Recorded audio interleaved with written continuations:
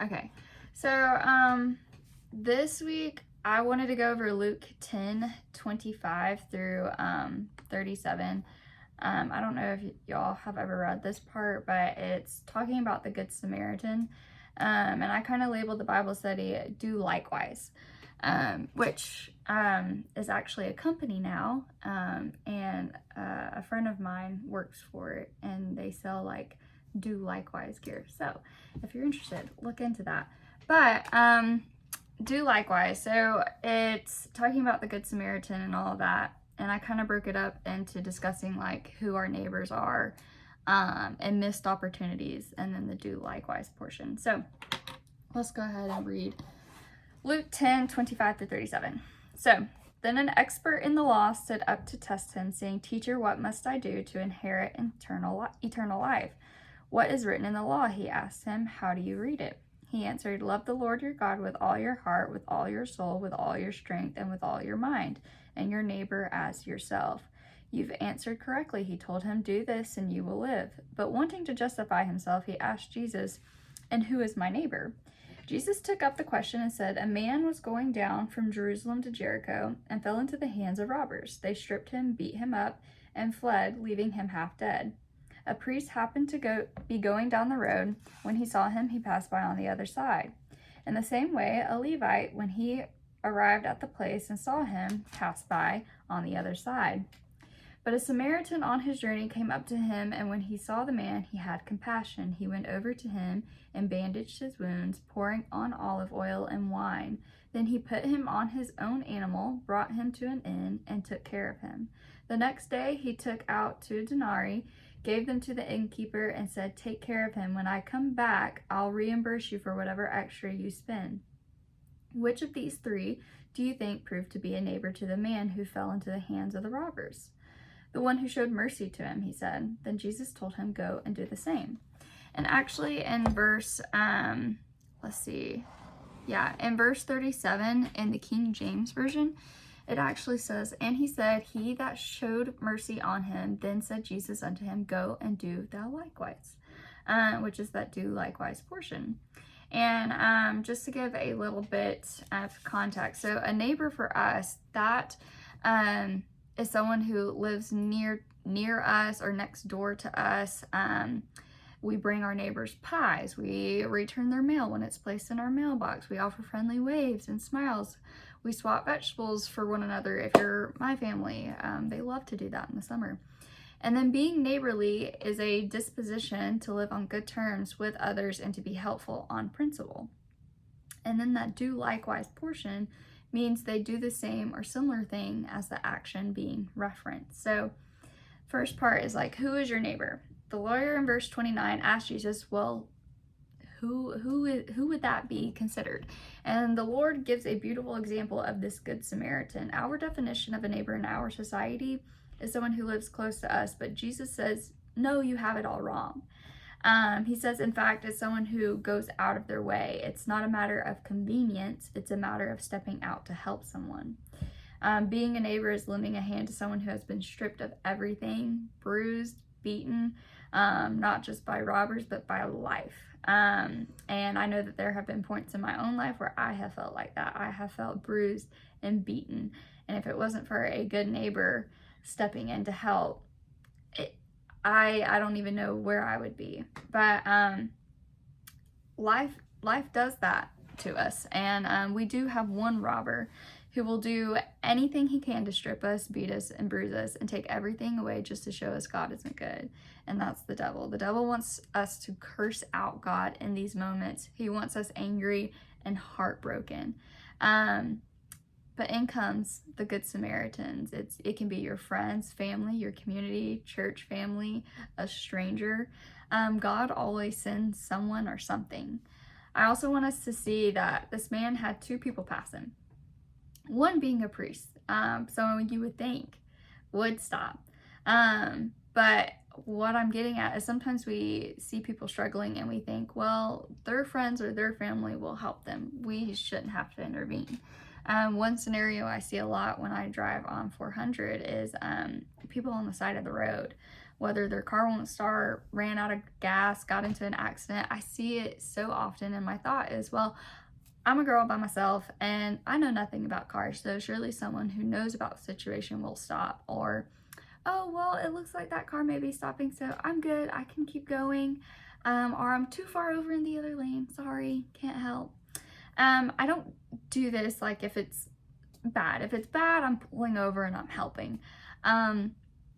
But when I had my flat tire in my wreck, I guess it's been a few months, no one stopped. And I kept thinking surely someone will, because I was panicking. I didn't know what to do. I had never been in a wreck. I hadn't gotten a flat tire on the side of the road. I had, but my dad was close enough that he rescued me. So I was like, oh, right, sweet. But literally, I was 35 minutes away from my house. My parents couldn't find me. They don't drive on roads like that. They don't know how to. They panic when they have to drive on roads like that. But that person never came that I was hoping for. And we have the tendency, or maybe just me, to think others will come in and help, but not everyone's going to stop by. Not everyone will lend that helping hand. Not everyone will show that compassion. God is giving us the opportunity to do just that. He's giving us the opportunity to stop and help someone. And going into don't miss that opportunity. You miss 100% of the shots you do not take. And that doesn't seem like a big deal when it's just offering a hand to someone.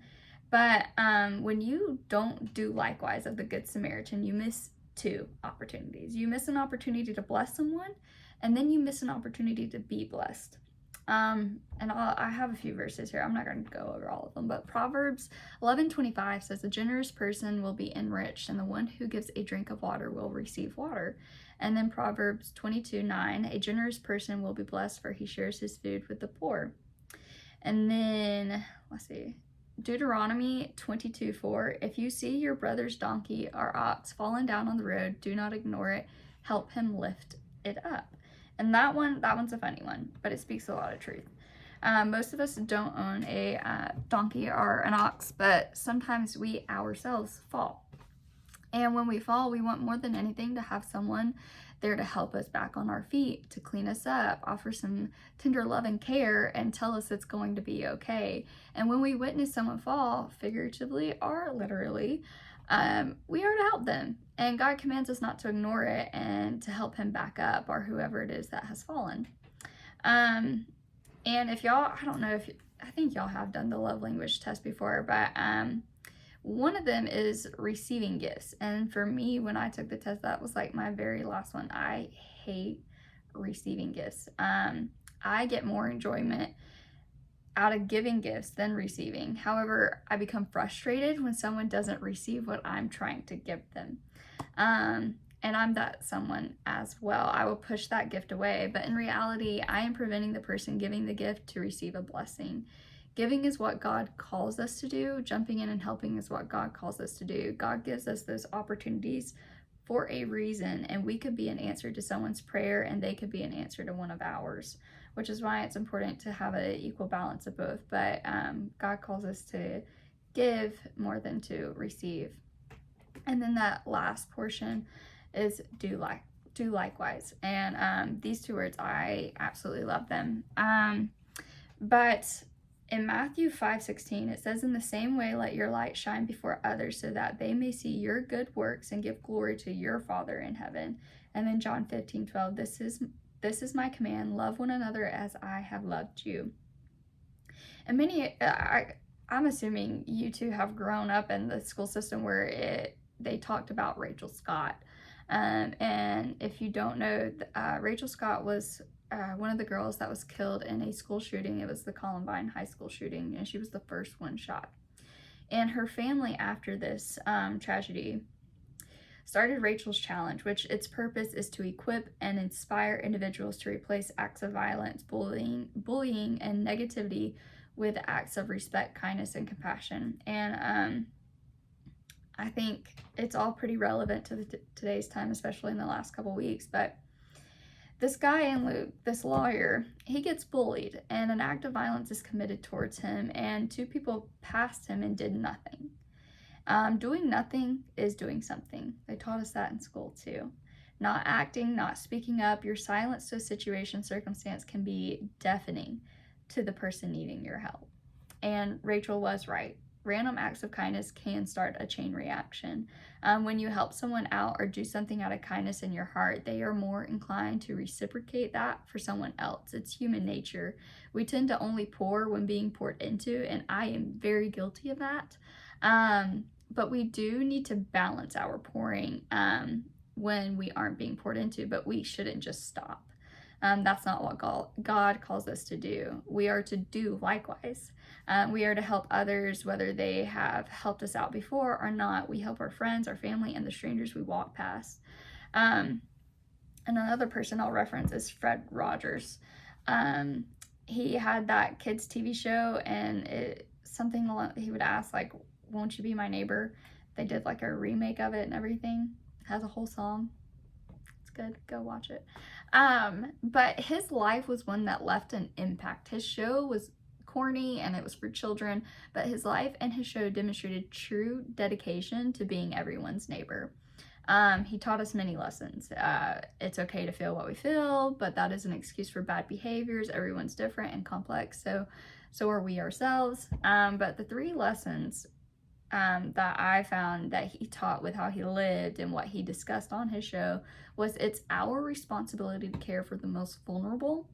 We can work to make a difference right where we're at, and we are all neighbors. Being a good neighbor makes a difference. You can change lives, yours and others, by going out of your way to serve and help others, and everyone needs a fellow man to come in and offer some assistance. And when I was doing this Bible study, one of the stories that kind of just stood out to me, I had to do this play when I was younger, and it was called The Shoemaker. And this guy, he owned the shoe store, and before he started the day, he prayed, and he was like, God, I want to be able to, it was like Christmas Eve or Christmas or something like that. I want to be able to see you today. I want to be able to help you in some way, shape, or form. I want to be able to do something for you. He wanted to do something for God so badly. And he ends up getting these customers come in, and each person has a problem with their shoe, or he comes in, he puts a smile on one of their faces. He offers warmth to someone who is homeless outside. He can come in, gets him something to eat and drink. And lets him stay for a little while. And he does this to a few customers. He takes care of them as if they are one of his own. And at the end of this story, he goes, God, I wanted so badly to do something for you today, and I couldn't. There was no opportunity to do that.